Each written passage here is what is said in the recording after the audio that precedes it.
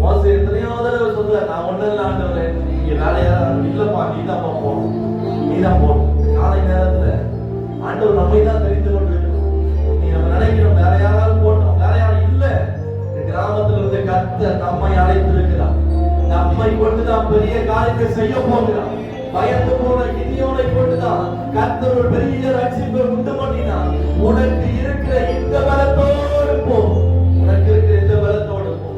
நம்ம ஒரு பெரிய பலம் தேவையில்லை. ஐயோ எனக்கு ஒண்ணுமே தெரியலையே சொல்லி நம்ம ஏக்க தேவையில்லை.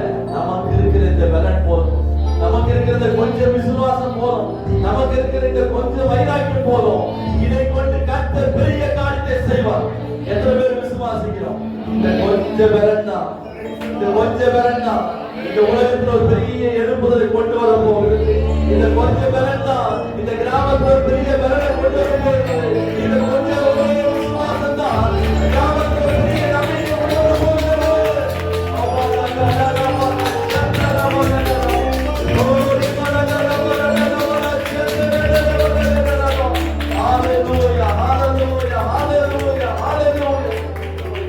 ஆண்டவருடைய ஆலயத்துக்கு வரும்போதெல்லாம் அதிகமா ஆவியானவரை குறித்து அபிஷேகத்தை நிரம்பி வைராக்கியமா ஜெபம் பண்ணுங்க.